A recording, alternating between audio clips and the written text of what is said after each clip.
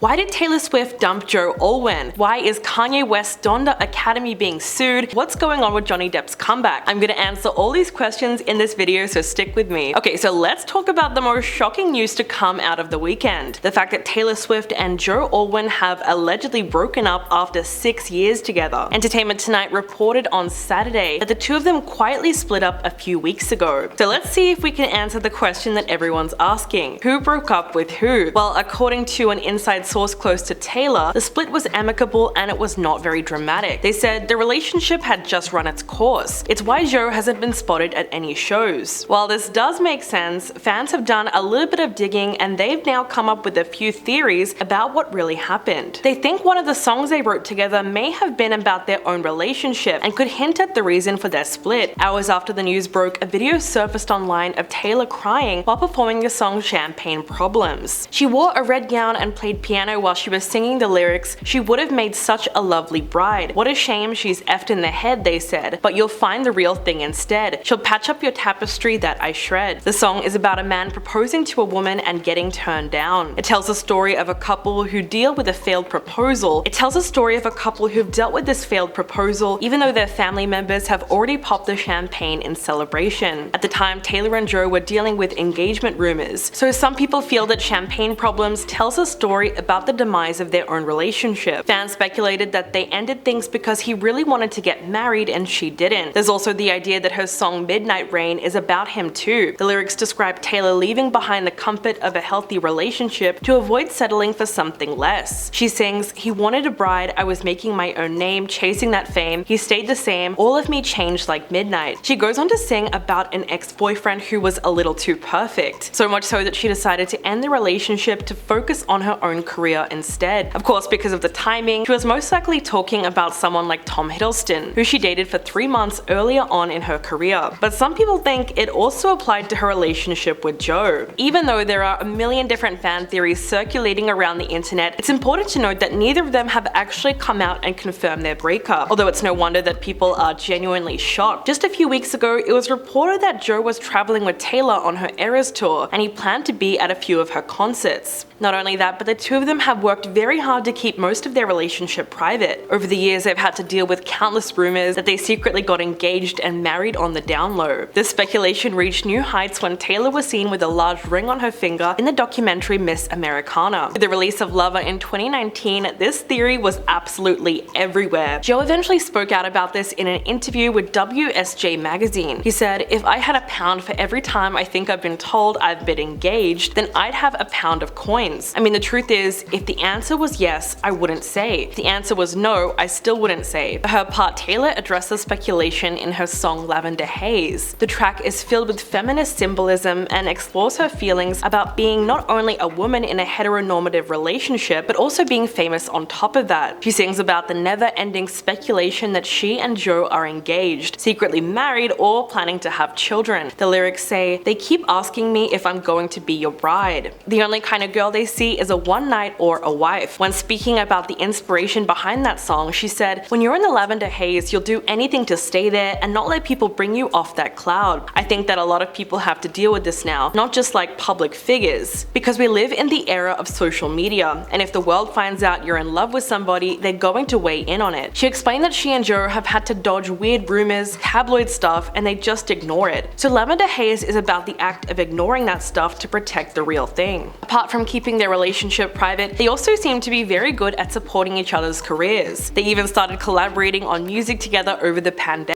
And apparently Joe wrote several songs under the pseudonym William Bowery. So many of these were featured in Folklore and Evermore, and those albums were hugely successful. Folklore ended up taking home the 2021 Grammy for Album of the Year, and Evermore was nominated for the same award at the 2022 ceremony. During her acceptance speech, Taylor gave him a shout out. She said, "Joe is the first person that I play every single song that I write, and I had the best time writing songs with you in quarantine." The actor is credited as a co-writer on the songs Betty, Eggs Exile, Champagne Problems, Coney Island, and Evermore. So they obviously had a great relationship if they could create music like that together. Even though most fans were upset at the idea of them splitting up, others are a little more optimistic about the whole thing. Because if it's really true, that means we'll be getting some pretty amazing breakup songs in the next couple of months. So I'll make sure to keep you guys updated as this story unfolds. Alright, now do you remember Kanye's school Donda Academy? Well, they are now getting hit with a major lawsuit, and it's exposed some pretty disturbing things about the school that not many people knew. Two former teachers from Donda Academy are suing Kanye West, his school, and its directors for racial discrimination and wrongful termination. Mother and daughter Cecilia Haley and Sha'Carri Byers worked as educators for just 2 months before being let go on March the 3rd. They claimed that they were fired in retaliation for reporting numerous health and safety violations, as well as unlawful educational practices. In fact, the lawsuit lists a ton of problems with the school. Apparently, the students were only fed 1 meal per day, which was sushi, and prohibited from bringing in outside food or anything other than water to drink. They also had to eat in the lunchroom without tables, chairs, or even utensils. Students were expected to stand for the entirety of their lessons or use foam cushions, and teachers were given stools to sit on. Trash cans were limited to the kitchen and classrooms. Teachers also claimed that Kanye prohibited crossword puzzles and coloring sheets, and he would not allow kids to go outdoors during the day, even for lunch or recess. There were no classes on the second floor because he was afraid of stairs. No color or artwork was allowed in the classrooms, and students were required to wear black Yeezy clothing from head to toe. Apparently, Donda doesn't have any janitors or nurses either, and children's medication would be stored in the cleaning closet. Also, the doors were said to be locked from the outside, which created a major fire hazard. As for the material taught to the students, the lawsuit says the school was not following California's regulations on testing or individualized lesson plans. The teachers had no framework for lessons or disciplining their students, which allowed for things like bullying to go unaddressed. In fact, Haley claimed that the children are at least 2 years behind academically, especially in math. She said if they go to another school, they don't have any transcripts, they have no grades, no report card, they're not accredited. If they go someplace else and they get tested, they're supposed to be in 6th grade, but they test on a 4th grade level. Her attorney released a statement saying Kanye West is clearly as bad at running a school as he is at managing his own personal and professional life. These egregious violations at Donda Academy are just another example of West's unusual behavior, and our clients just won't stand for it, no matter his celebrity status. When the women brought up their concerns with the principal, they said nothing was ever done. Then on March the 3rd, they were allegedly fired in a parking lot of the school, and they weren't given a reason for their termination, although they believe it was down to racial discrimination. Byers and Haley were the only black female teachers working at the school, and once they voiced their concerns, the principal called them aggressive and confrontational, simply because they were trying to do their job and provide a safe environment for the students. This lawsuit also alleged numerous labor violations. The two women claimed they were paid irregularly, and sometimes their paychecks were short by up to $2,700 in a pay period. So now they are both suing for unpaid wages, loss of earnings, and other employment benefits. They're also hoping to receive damages for emotional distress and medical expenses. To make matters worse, they were both pretty big fans of Kanye before starting at the school. Byers said, "I'm extremely sad about all of this. It was such a huge honor and privilege to work at Donda Academy for Kanye West. I'll never deny his talent, but while his vision for the school sounds great on paper, it's just pure chaos and mutiny. It's like a mental hospital being run by the patients." Unsurprisingly, parents and staff have started leaving the school in droves. Donda lost a massive wave of students in October when Kanye's anti-Semitic rants reached an all-time high. Since then, the numbers seem to be getting smaller and smaller. At the moment, there's said to be only 100 students left, and most of them are children of celebrities. You would think these parents would notice all the red flags about the school, like the fact that not even Kanye's children go there, but for whatever reason, they've made their decision to stick with him, and if they haven't changed their mind by now, they're probably never going to. Lastly, let's get into some exciting news about Johnny Depp. His first live-action film since the defamation trial is set to premiere on the 16th of May, and it was selected to open the 76th Cannes Film Festival. The trailer was released on Thursday, and it's already being met with so much anticipation. Depp will be playing King Louis XV, and he will be starring alongside actor and director Mae Wen. She is the film's lead character, described as a young working-class woman who uses her intelligence and allure to climb the rungs of the social ladder one by one. Eventually, she becomes the king's favorite. It's a French-language film, and even though Depp looks great in character, there have been a few eyebrows raised over his accent. His French is said to be pretty good, but in the film he seems to have maintained a bit more of an English accent, despite the fact that he is playing a French king. Unfortunately, he might not have a whole lot of screen time in the movie either. Apparently, he only has around 15 minutes or so, and he barely has any lines of dialogue. That's true, it might not be a big speaking role. If that's true, it might not be a big speaking role, but he is still a central character in the story. Of course, Jean du Barry is mostly going to focus on the king's infamous royal mistress and the steps she takes to win his favor. Although the finished product looks amazing so far, there were some reports that it was a struggle to get there. Back in October, just as production was about to wrap, French journalist named Bernard Monteld revealed that Depp and May Wen were not getting along at all during filming. Apparently for several months there was a lot of tension between them. She allegedly got frustrated with his punctuality because he was frequently late or just wouldn't show up to the set at all. Monteld said, "Johnny Depp is an excellent actor when he comes on the set, except that sometimes the team is ready at 6 AM and no one comes. So afterward, May Wen gets angry and the next day it is she who does not come and there is Johnny Depp. It's madness." At the time, he insisted that production was going very badly because the two of them were arguing constantly. When these reports first came out, it seemed like fans were divided over who was really at fault. It came very soon after the defamation trial, so some people were quick to blame Depp for whatever transpired on set. Although we don't really know what happened back then, he's not the only one to be plagued by controversy. May Wen is now being sued by a journalist for allegedly attacking him in a restaurant. A police complaint was filed on March the 7th, and it references an incident that dates back to late February. The journalist was said to be eating at a high-end restaurant when May Wen came to his table and grabbed him by the hair. Without saying a word, she allegedly spat in his face and then stormed out of the restaurant. He says the incident left him traumatized, and it was completely detrimental on a moral and psychological level. Journalists insisted that he personally never had any trouble with May Wen. Whatever the case may be, these reports haven't stopped the anticipation surrounding the new film, because most people are just happy to see Johnny Depp back in action. Let me know what you guys think about this latest news in the comments below, and I'll catch you in the next video.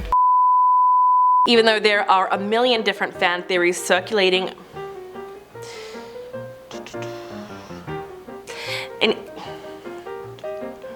even though there are